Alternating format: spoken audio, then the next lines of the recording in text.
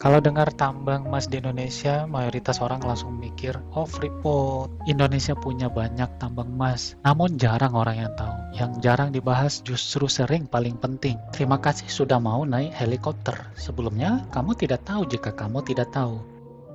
Kebanyakan orang Indonesia mudah sekali disetir opininya, kemudian mati-matian mengkritik. Tapi tambang emas besar di sekitar rumahmu sendiri, kamu nggak pernah tahu dan nggak pernah sadar. Ini adalah fakta dan data, bukan hanya opini.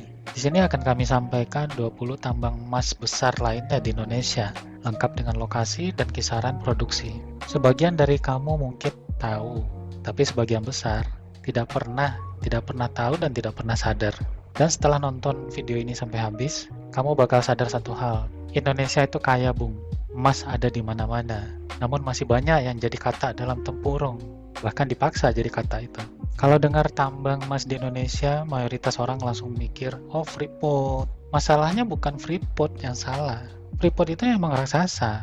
Belasan tambangnya juga banyak dan bukan hanya di Indonesia. Nggak ada Freeport, Chevron, Steinway, General Electric, Indonesia nggak merdeka. Kalian pikir untuk merdeka itu biayanya murah, Bung? Nanti akan kita bahas di video yang lain.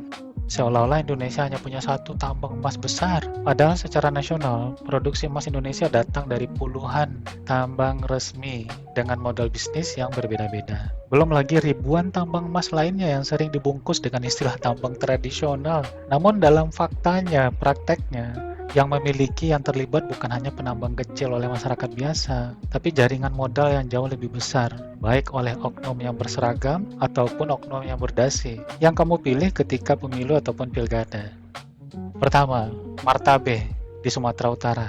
9 dari 10 orang Sumatera Utara yang saya tanya, apakah kamu tahu di provinsi kamu punya tambang emas besar? Mereka jawab tidak. Martabe ini tambang emas murni, open pit, dikelola oleh Agincourt Resources. Produksinya konsisten di sekitaran 250 sampai 350 ribu ons emas per tahun.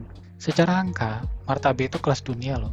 Apakah Sumatera Utara udah sejahtera? Maju. Persis ketika kamu menanyakan Freeport di Papua, apakah Papua sudah maju? Tapi secara pemberitaan jauh lebih sepi dibanding Freeport. Yang kedua, Batu Hijau, Nusa Tenggara Barat. Banyak yang kira Batu Hijau itu cuma tembaga.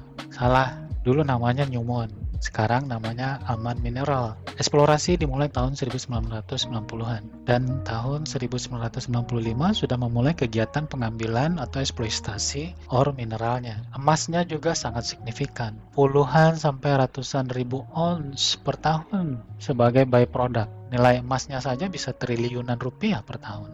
Yang ketiga, Tujuh Bukit, Banyuwangi, Jawa Timur. Saya ulangi, Jawa Timur. Persis sama. 9 dari 10 orang Jawa Timur yang saya tanya, apakah provinsi kamu punya tambang emas besar? Mereka jawab tidak. Ini tambang emas underground kelas dunia. Mulai eksplorasi tahun 2012 dan 2015, mineral mulai diambil. Cadangannya besar, kualitas tinggi, high grade. Tapi karena bawah tanah, belum lama produksi, dan lain-lain sebagainya, dia belum jadi konsumsi publik luas.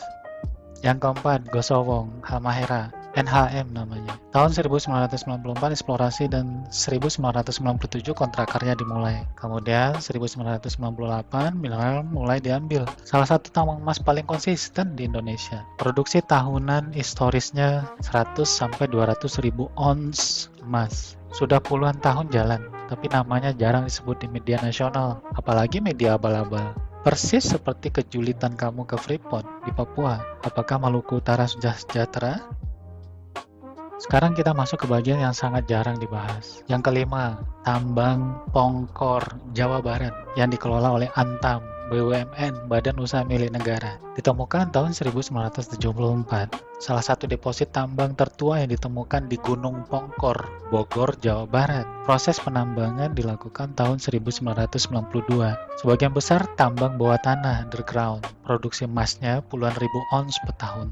Bukan raksasa, tapi stabil puluhan tahun. Dan faktanya orang Bogor sebagian tidak tahu ketika ditanya apakah di daerahmu ada emas. Apakah masyarakat bisa dibungkam karena ini milik negara, BUMN? Terus, kalau BUMN sudah diidentik dengan merugi, gimana? Yang keenam, Cibaliung, Banten. Metode cut and fill underground bawah tanah. Eksplorasi tahun 2001 dan mulai produksi emas 2010. Produksinya sekitar 20 sampai 25 ribu ons emas per tahun. Kalau dikonversi, 20 ribu ons itu sama dengan 600 kg emas. Kalau dengan harga emas sekarang lebih kurang sekitar 700 miliar per tahun. Hampir 1 triliun. Dan sepertiga orang Banten tidak tahu tuh jika mereka punya tambang emas di halaman rumahnya. Yang ketujuh, Pujon, Kalimantan Tengah, sebuah desa yang dijuluki desa emas. Desa Pujon, harta karun yang sangat melimpah, milik saudara-saudara kita suku Dayak di sana. Setiap hari, tanah dan sungainya digali, bukan oleh mesin-mesin besar, tapi oleh tangan-tangan rakyat kecil yang berharap hidup berubah. Namun cerita emas di Pujon tidak sederhana itu. Di balik aktivitas tambang rakyat, modal besar dari balik layar sangat nyata. Dana, alat, dan logistik yang tidak datang begitu saja. Para penambang tradisional bekerja di garis depan, sementara emasnya mengalir ke pengepul besar, lalu masuk ke rantai bisnis yang lebih tinggi. Nama-nama mereka jarang terlihat, tapi pengaruhnya sangat luar biasa. Saat emas bersinar terang, resiko lingkungan dan hukum justru tanggung oleh warga. Desa Pujon salah satu simbol antara harapan rakyat kecil dan kekuatan modal yang bekerja dalam senyap. Yang kedelapan, Mesel, Sulawesi Utara. Tambang emas tua, produksi historisnya sangat besar. Proses pertambangan dimulai tahun 1996, fondasi awal industri emas Sulawesi.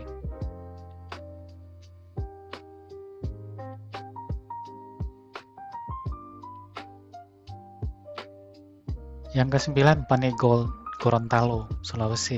Proyek emas besar yang sedang naik kelas. Situs Pane ini sebenarnya merupakan area historis penghasil emas sejak abad ke-19, tapi pengembangan modern baru dilakukan oleh perusahaan besar. Perusahaannya namanya Merdeka Copper and Gold, persis seperti yang di Jawa Timur, Banyuwangi. Merdeka Copper and Gold sudah beroperasi secara masif di daerah ini. Potensi cadangannya jutaan ons. Apakah masyarakat Gorontalo juga tidak tahu? Atau pura-pura tidak tahu? Atau dipaksa tidak tahu?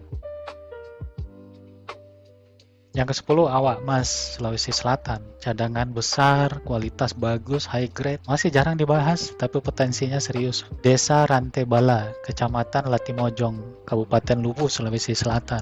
Yang mengelola adalah PT Masmindo Dwi Area, anak usaha PT Indika Energi Tbk. Tahu siapa pemilik PT Indika Energi? Proyek Awak Emas awalnya dipegang melalui kontrak of work atau COW generasi ke-7 dengan pemerintah Indonesia sejak tahun 1998. Memberi hak pertambangan hingga tahun 2050 dan bisa diperpanjang. Halo, kalian yang dari Sulawesi Selatan? Yang ke-11, Bakan, Sulawesi Utara. Awalnya tambang rakyat, emasnya dangkal, kualitas tinggi, high grade. Di Kabupaten Bolaang, Mongondo, Sulawesi Utara. Dioperasikan oleh PT G Resources Asia Pasifik. Melalui anak usahanya, G Resources Bolaang, Mongondo, yang memegang kontrak of work yang berlaku sampai tahun 2034. Mulai produksi emas tahun 2013.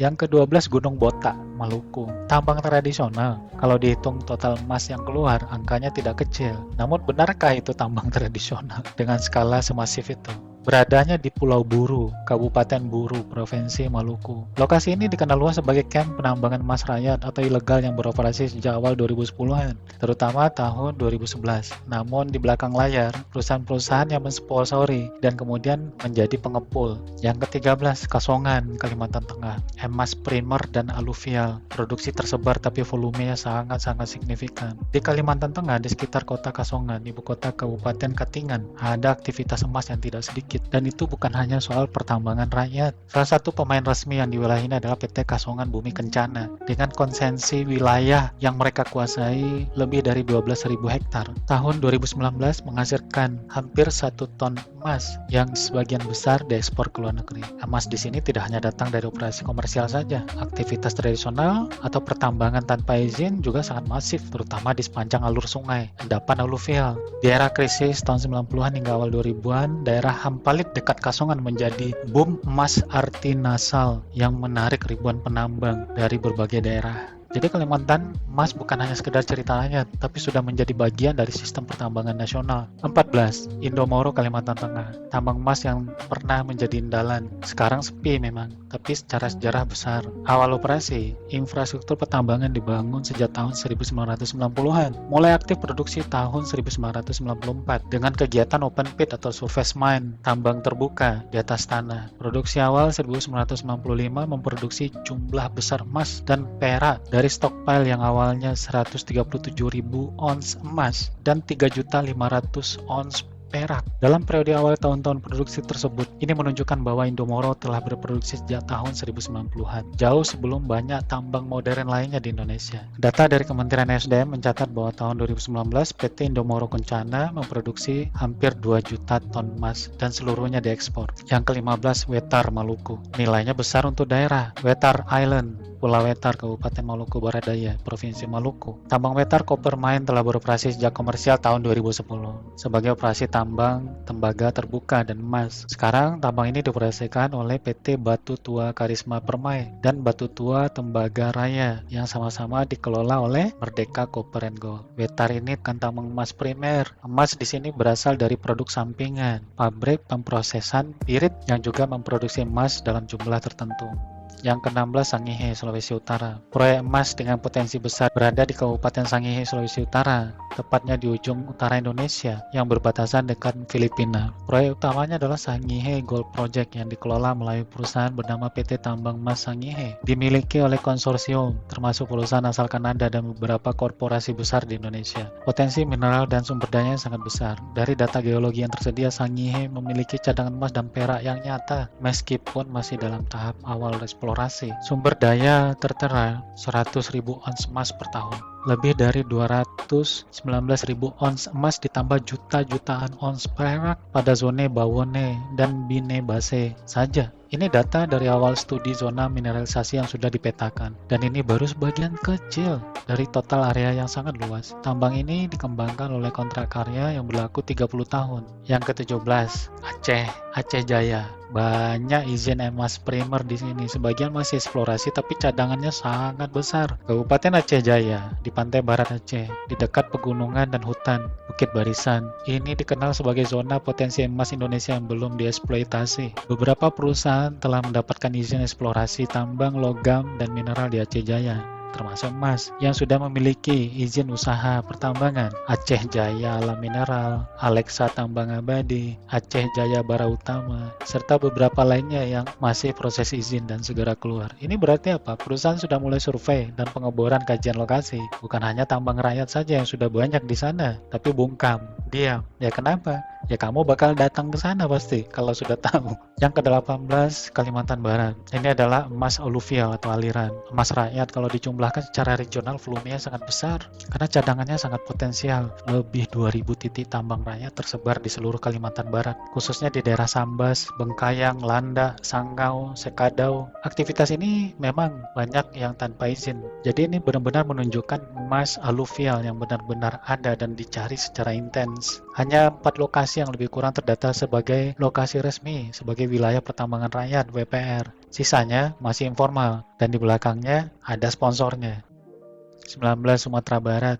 Emas aluvial. Urat emas di Sumatera Barat itu sangat-sangat masif. Kalau pepatah bahasa orang Minang, sejak Gunung Merapi sebesar telur bebek, urat emas ada di sana, di pegunungan Bukit Barisan dari Aceh sampai ke Lampung. Luar biasa. Bukan satu tambang besar aja yang ada di Sumatera Barat, tapi ribuan titik-titik kecil. Katanya tradisional, namun udah pakai alat-alat modern.